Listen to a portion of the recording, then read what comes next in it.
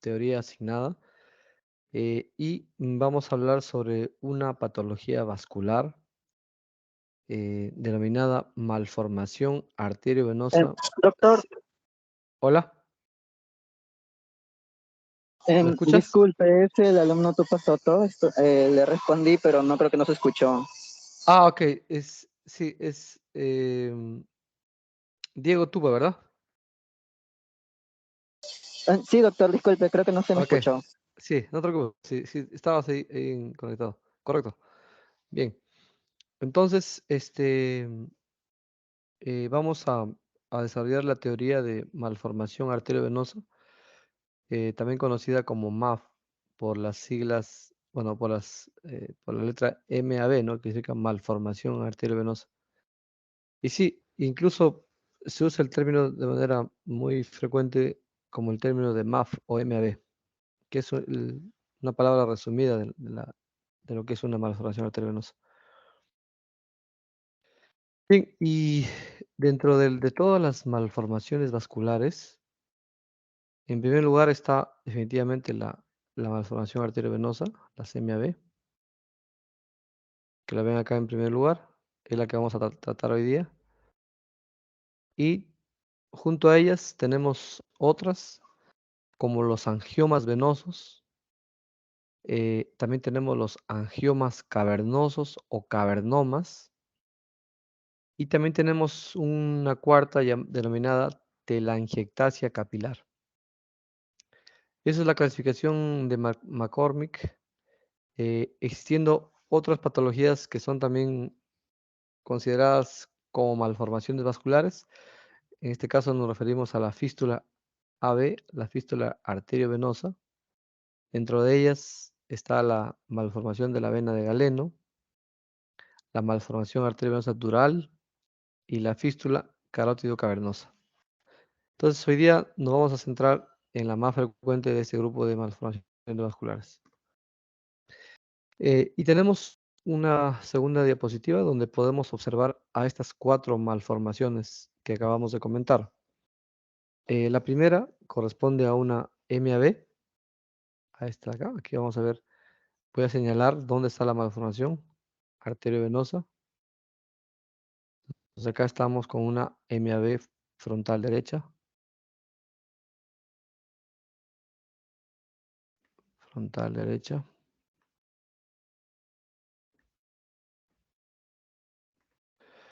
Luego tenemos en la segunda imagen una vena dilatada que capta el contraste. Lo voy a señalar acá. Lo voy a rodear en el lóbulo temporal izquierdo.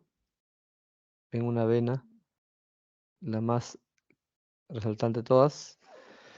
Esa es una vena dilatada llamada angioma venoso también denominada anomalía venosa del desarrollo. Este es un angioma venoso. La tercera tenemos una imagen que muchos lo comparan como una palomita de maíz. La imagen en POCOR corresponde a lo que es los cavernomas. Cavernomas. La tercera es si estos cavernomas generalmente pueden dar epilepsia o convulsiones, ¿sí? Pueden dar también hemorragias, o sea, hematomas, sangrados en diferentes partes del cerebro. Em, este angioma venoso, el que hemos visto acá en la segunda imagen, este angioma venoso generalmente no tiene indicación quirúrgica. Muchas veces los neurólogos siempre nos llegan las interconsultas de los pacientes que han pasado por neurología por diferentes motivos, en donde se les ha encontrado un angioma venoso y siempre hacen la neurocirugía por seguridad. Nosotros simplemente damos recomendaciones generales, le decimos que es una malformación congénita con muy bajo riesgo de sangrado, rara vez los operamos, rarísimo, y que no requiere mayor tratamiento. Angioma venoso. Cavernomas, ya les comenté de que cuando producen epilepsia refractaria se tienen que operar, o cuando generan hemorragias o sangrados, muchas veces más de un sangrado, también tienen indicación quirúrgica. Y hay una cuarta malformación que lo ven como un punto blanco en el tronco cerebral. Acá. Estoy rodando el tronco cerebral y acá ven un puntito blanco compatible con una lesión llamada no, telangiectasias capilares. Es una malformación muy pequeña.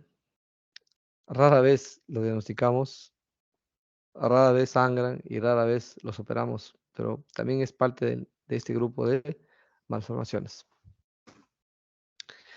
Ahora nos vamos a centrar eh, en la MAB. Y tenemos acá una resonancia magnética. Esta es una imagen de resonancia magnética en la secuencia T2,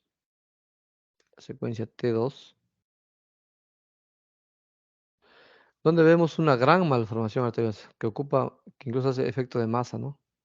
Miren, la gran malformación. El nido propiamente dicho está acá, esta parte de acá. Y estas venas de color, estas venas dilatadas, estos vasos tortuosos dilatados, se refieren más o corresponden a las venas de drenaje.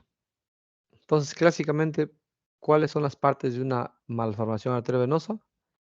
Son tres. Primero, tenemos el aporte, las arterias aferentes o vasos nutricios. En este caso sería el de acá. En este caso solo hay un vaso aferente o vaso nutricio, ¿cierto? Luego está la malformación propiamente dicha, ¿sí? El nido, este es el nido de la malformación. Este es el nido malformativo.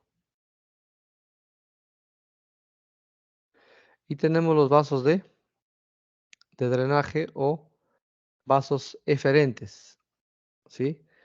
En este caso hay dos. Acá podemos ver uno de ellos. Una vena de drenaje. Esta es la otra vena de drenaje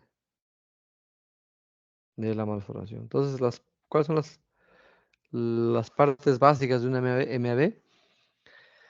Arteria nutricia, malformación propiamente dicha o nido, y las venas de drenaje o vasos eferentes. En este caso está drenando esta malformación hacia, hacia el seno longitudinal superior. Correcto. Y miren, esta arteria que nutre la malformación también tiene ramas que van hacia la corteza adyacente. Son vasos, obviamente, normales. En la parte inferior pueden ver un cuadro donde dice donde está la prevalencia de este grupo de malformaciones. En primer lugar, y casi hasta un 60% corresponden a las MAB, que es la que estamos viendo. 19 a 30% de los cavernomas, 4 a 12% las telangiectasias capilares y 9 a 10% están las anomalías venosas del desarrollo o también llamados angiomas venosos. Entonces nosotros estamos conociendo la más frecuente. Miren esta resonancia magnética, es una secuencia T2 nuevamente, una secuencia T2 de resonancia. Es un T2, secuencia T2. Y miren esta gran malformación arteriovenosa del hemisferio cerebral derecho. Miren esta malformación, extensa, muy extensa. Así se ven una malformación en resonancia magnética. Entonces, difícilmente puede pasar desapercibido una MAB en estudios de resonancia magnética. Información adicional sobre las MAB. ¿Cuál es la definición? Es una dilatación de venas y arterias. Son vasos displásicos anormales con paredes diferentes a las normales que pueden fácilmente romperse, por eso que se generan las hemorragias. Existe ausencia del lecho capilar. El parénquima neural permanece intacto, es parte de la definición de una MAB. Generalmente debutan o se manifiestan con hemorragias cerebrales, sí, correcto, ¿sí? Son consideradas lesiones congénitas. Miren, un riesgo acumulativo de sangrado de 2 a 4% por año. O sea que mientras más temprano se diagnostica, entonces la posibilidad de que sangre una MAB es mayor, ¿no? Porque cada año que pasa hay un riesgo acumulativo de 2 a 4% por año. ¿Cómo lo detectamos? Mediante angiografía, mediante resonancia, mediante tomografía o angiotomografía. Son más frecuentes las MAB únicas o solitarias. O sea, es raro ver a un paciente que tenga dos malformaciones, ¿no? Y son más frecuentes a nivel supratentorial, o sea, las de fosa posterior son menos frecuentes. Son más frecuentes las supratentoriales. Existen factores de riesgo como la hemorragia previa, la localización y drenaje profundo para para considerarlo como malformaciones que podrían tener mayor riesgo de sangrado. Entonces, se supone que si un paciente tiene una MAB y tuvo una hemorragia hace 10 años, este paciente es un paciente que en cualquier momento va a tener una nueva hemorragia. Y si consideramos las malformaciones que están localizadas en la parte profunda o que tienen un drenaje profundo, también son las que tienen mayor riesgo de sangrado. Miren, la incidencia 0.5 a 1.24 por cada 100.000 personas al año. Prevalencia 0.2 a 1%. Existe una ligera predominancia en el sexo masculino, o sea, pareciera que les da un poco más, encontramos con mayor frecuencia en el sexo masculino. Miren la relación con aneurismas es más o menos 1 a 5.3. ¿Qué quiere decir? Por cada malformación tenemos 5.3 aneurismas, o sea, los aneurismas son mucho más frecuentes. Miren la edad promedio del diagnóstico, 33 años, o sea, se diagnostican en personas de unas décadas, ¿no? ¿Sí? Más del 60% se diagnostican antes de los 40 años, la gran mayoría. Y existe una incidencia máxima de hemorragia entre los 15 a 20 años. Entonces, si ustedes están de guardia en emergencia y les llega un paciente, tiene un antecedente de traumatismo y que les llega con cefalea y déficit motor y donde encuentran una hemorragia intraparenquimal, estamos en la obligación de descartar como etiología una ruptura de una MAB. En este grupo etario hay una incidencia, es un pico donde hay mayor cantidad de casuística, ¿no? Miren, mortalidad 10%,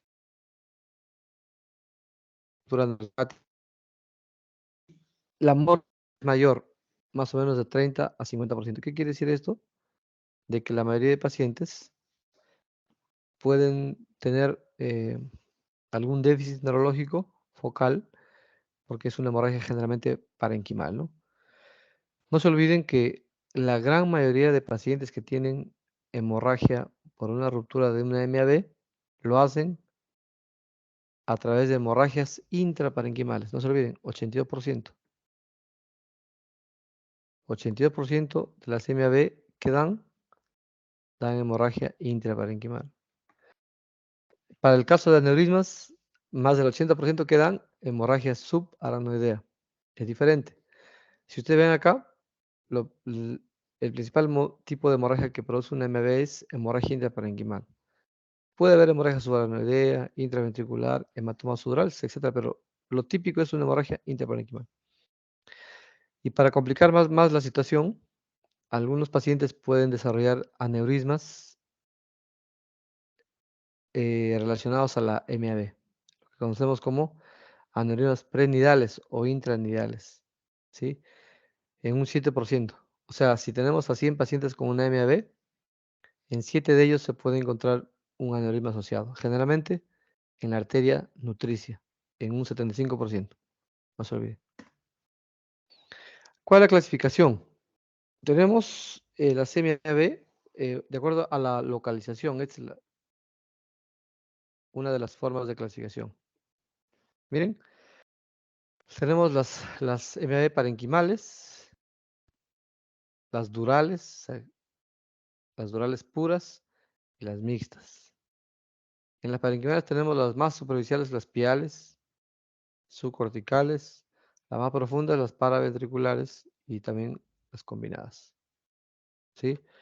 Otro tipo también de clasificación lo ponen en esporádica, en la forma familiar, que es rara, o en síndromes como la telangiectasia hereditaria hemorrágica. Cuadro clínico.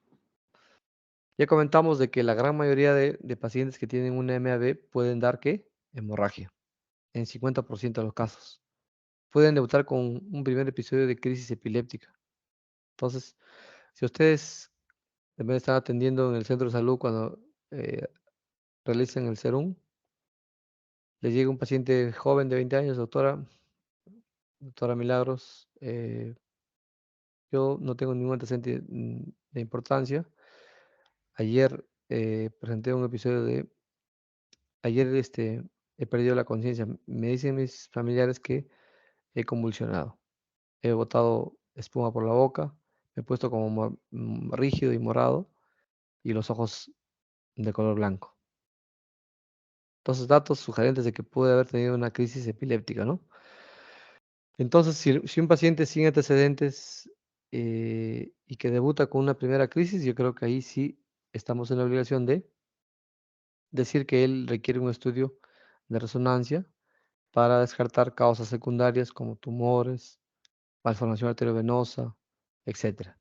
Entonces, algunos pueden debutar con convulsiones, sí, correcto. Y incluso sin necesidad de haberse roto la malformación. Pueden dar convulsiones por efecto irritativo, por mecanismo de robo, etcétera. Pueden dar efecto de masa, ya vimos en la foto anterior una malformación grande que también a veces pueden dar efecto de masa, ¿no? Pueden dar isquemia por mecanismo de robo, también sí. Dolor de cabeza también es otro síntoma importante en MAB. Otro soplo, aumento de la presión intracraneal, ¿sí? Y mención especial se tiene en pediatría, porque también hay una malformación arteriovenosa de la línea media que drena a la vena de Galeno, que puede dar síntomas diferentes y puede debutar con hidrocefalia en un paciente, ¿no? Hidrocefalia en un pequeñito, macrocefalia, insuficiencia cardíaca, cardiomegalia e incluso ingurgitación venosa. Es un cuadro clínico típico de un paciente pediátrico con hidrocefalia eh, en los primeros años de vida, ¿no? Bien, ¿cómo podemos diagnosticar una MAB? ¿Cómo ustedes pueden diagnosticar una MAB? Tenemos, miren, 5 opciones y te lo tenemos en la parte inferior. Lo podemos diagnosticar con tomografía cerebral simple, con contraste, con angiotomografía, los dos primeros exámenes.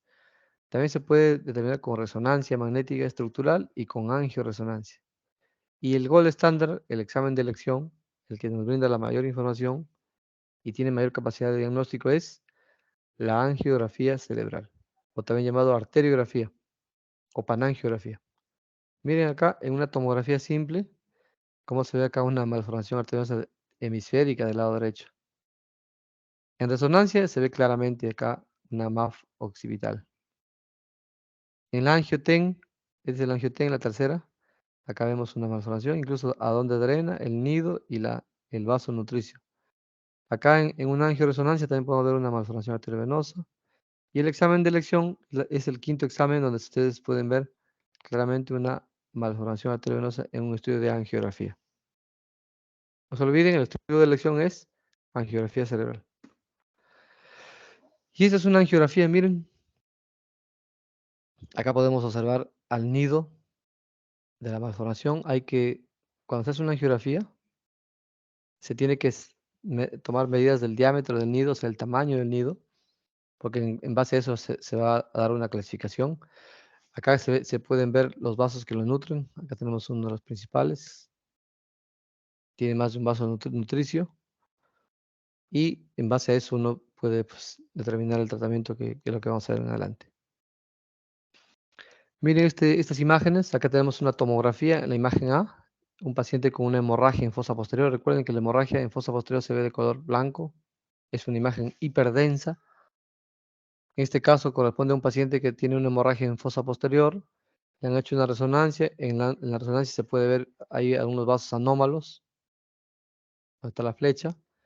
Y en la angiografía se confirma pues la malformación propiamente dicha, con mayor detalle, los vasos que lo nutren,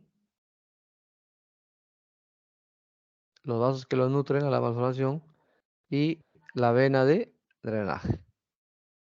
Ujú. Esa es una hemorragia de la fosa posterior en un paciente que ha tenido una MAB que se ha roto. A veces se pueden calcificar y confundirse, está en el diferencial de los tumores cerebrales, como los oligodendrogliomas. Acá tenemos una MAF calcificada.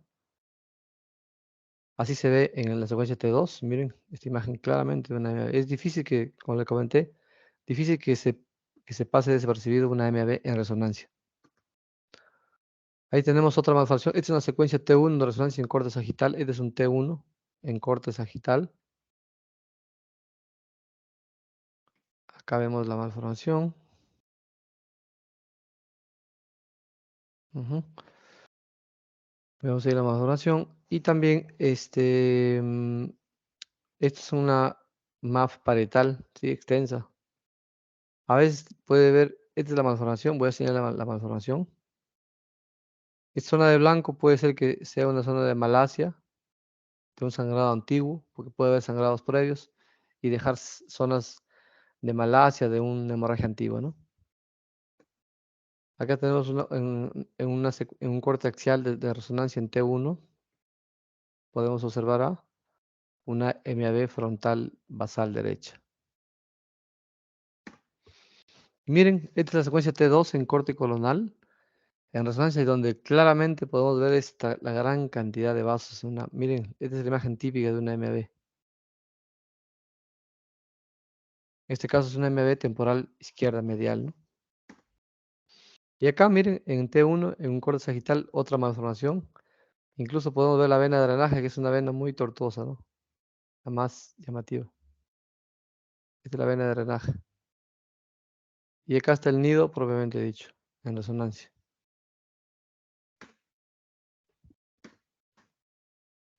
Es una angioresonancia, también da información de una MAB. Ahora se ven mejores, ha mejorado mucho la calidad de las imágenes. Este es el examen de elección, las angiografías. Miren, las angiografías uno cómo puede ver claramente el nido malformativo, los vasos que los nutren, que serían para este lado de acá, y la vena de drenaje. Otra malformación, miren, una malformación extensa, bastante cortical, extensa, y múltiples vasos de drenaje, incluso de más de una rama arterial, ¿no? Otra malformación arteriovenosa en una angiografía.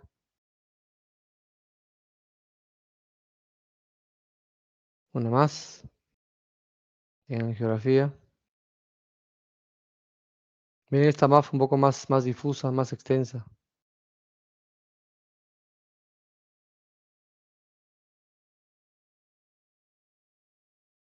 Esto es en la fase venosa de angiografía. Perdón. Bien, ahora vamos a ver. Existe una clasificación que ustedes lo van a ver también en los informes de angiografía sí, de angiografía, donde el terapista endovascular o el que realiza la angiografía le va a decir el grado de la MAF. Y para eso hay una escala que se llama la escala de Spessler-Martin. Y la escala SM.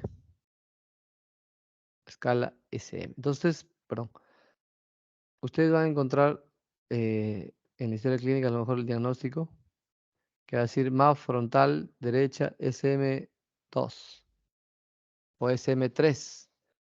Ahorita vamos a ver qué significa eso.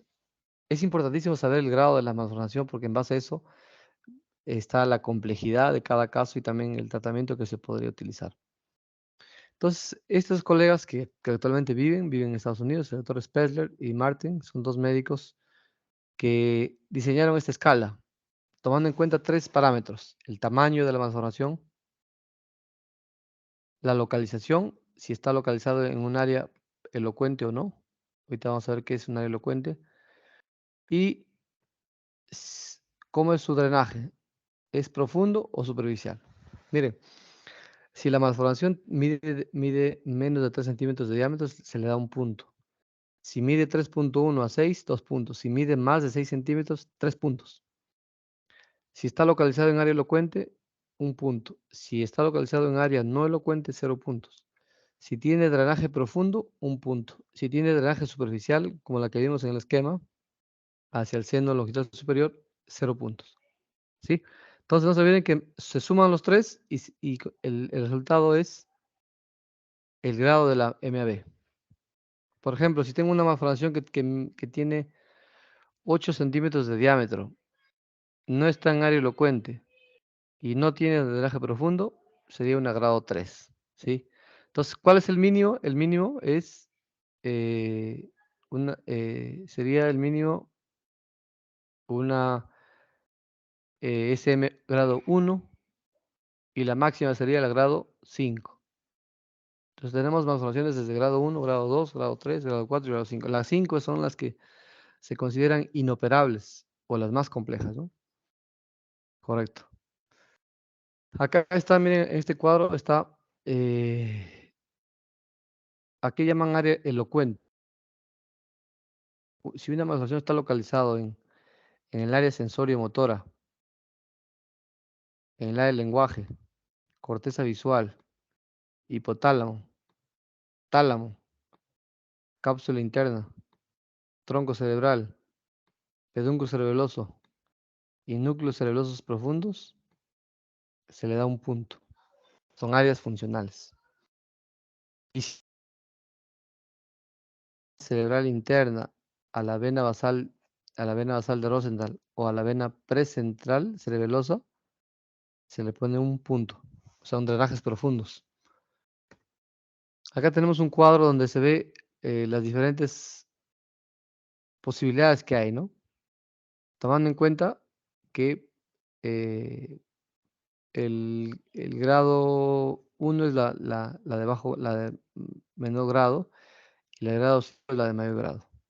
Entonces, en base a eso, vamos a tener un tratamiento. Miren, creo que vean esto acá.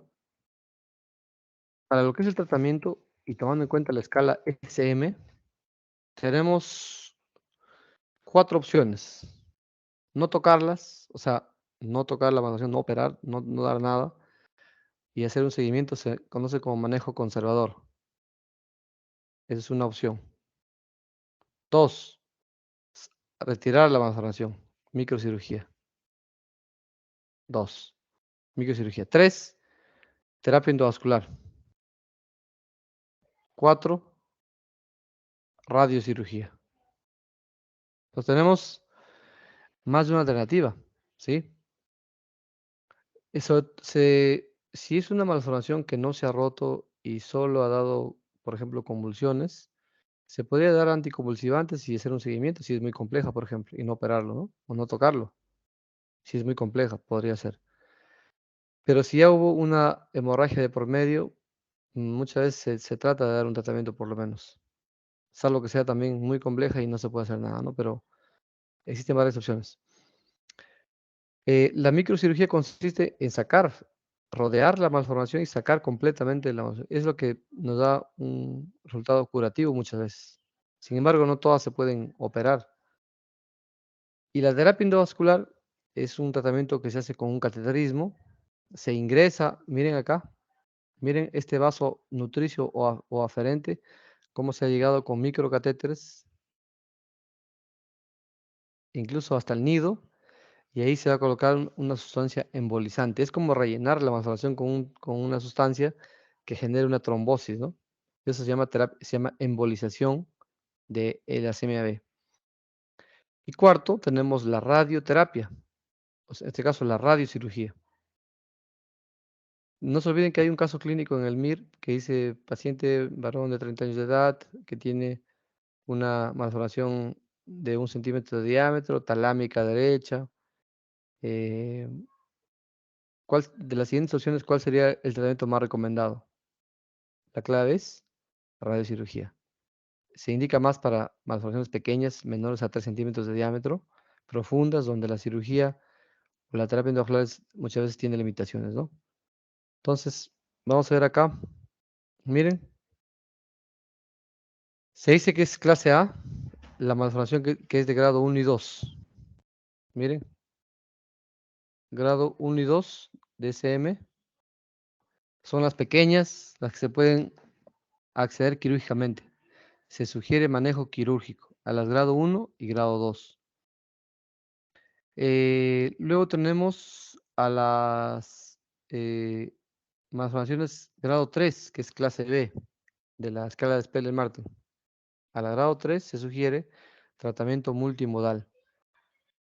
Y la clase C, que es grado 4 y grado 5, seguimiento clínico o repetir el estudio para ver si hay algún cambio en la malformación. Entonces, no se olviden que este es un esquema que más o menos donde se da las pautas o las sugerencias de acuerdo al grado, qué tratamiento podríamos sugerir, ¿no? Entonces, manejo quirúrgico puede ser curativo, el riesgo se cuantifica con la escala SM, sobre todo si está indicado para la clase 1, 2 o a veces 3, dependiendo de la experiencia del cirujano. Tratamiento endovascular, sí. Recuerden que en algunos casos también puede ser curativo, pero en menos frecuencia que la opción quirúrgica. La terapia endovascular sirve también como tratamiento coadyuvante, ya sea a la cirugía o a la radiocirugía. Y también puede ser paliativo en malformaciones de alto flujo. La radiocirugía, el efecto no es inmediato, el efecto varía entre 1 a 3 años. La radiocirugía puede obliterar más o menos hasta el 80% de la MAB. ¿Sí? Y generalmente, como ya comentamos en el caso que les acabo de mencionar, que está reservada para lesiones profundas y menores a 3 centímetros. Acá vemos, miren, en la parte superior de la imagen A, B, C, D, una malformación arteriovenosa y en la parte inferior ya luego de una embolización. Miren acá, la malformación arteriovenosa está ingresando con un catéter por acá, hacia la arteria aferente. Se está colocando los coils, acá se ve la sustancia embolizante, y acá pueden ver que ya está excluida de la circulación. Una MAF embolizada de manera muy satisfactoria. Por último, recuerden que también podemos tener las MAB espinales, ¿sí? MAF espinales, así como hay MAF cerebrales, que son las más frecuentes, también puede haber las MAB espinales. El cuadro clínico puede ser diferente si es una MAF cervical, si es una MAF dorsal o dorso lumbar o lumbar. Pueden dar, si es que no se rompe la malformación, puede dar síntomas sensitivos, parestesias o un déficit motor progresivo, dolor, pero cuando hay una hemorragia puede dar una mielopatía aguda, el paciente puede estar cuadripléjico, parapléjico, etcétera, ¿no? Dependiendo de la magnitud de la hemorragia. Se puede ver, miren acá en esta imagen de resonancia magnética en secuencia T2 en corte sagital, una zona de una probable MAB, ¿sí? MAB. Y acá está la angiografía espinal selectiva. Miren cómo se ha confirmado la presencia de una malformación arteriovenosa. Y acá hay una clasificación, hay varias clasificaciones de las MAB. Recuerden que hay diferentes formas de MAB espinales. Están las extradurales, las perimedulares, las tipo glomus, las durales, etc. El tratamiento generalmente es terapia endovascular, en casos más seleccionados, cirugía. Es más raro utilizar la radiocirugía, pero están como opciones de manejo. Algunos ejemplos, miren acá en la zona cervical, como vemos acá una malformación en la región cervical alta. Acá tenemos una MAB en la región dorsal alta. En la región dorsal baja, otra imagen compatible con una malformación arteriovenosa. Y otra más en la región cérvico-dorsal. Imágenes de resonancia magnética donde uno puede sospechar de que podría tratarse de un MAB. El examen que debemos realizar es la angiografía espinal. Muy bien, chicos. ¿Preguntas, comentarios? ¿Dudas, comentarios?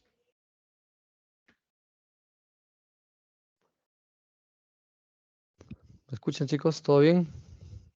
¿No hay Sí ninguna se le duda? escucha, doctor. ¿Todo está claro? ¿Alguna pregunta? Doctor, disculpe que la interrumpa. Giancarlo, Llamó dime. Lisa, no quería interrumpirlo.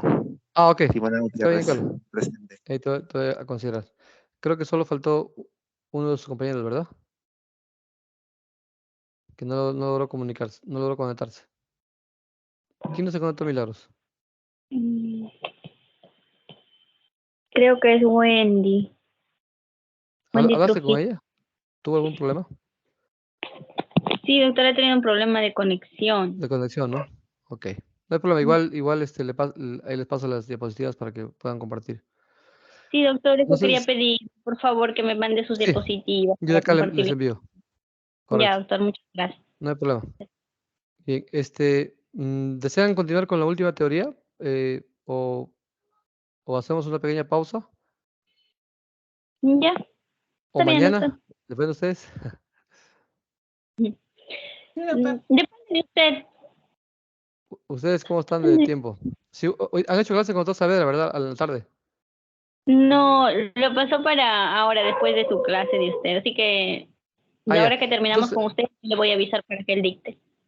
ya. Entonces, ¿ustedes pueden hoy día a las 9 para hacer la última clase de una vez o están ocupados? ¿O mañana a las 3 o 4? ¿Mañana 3, 4?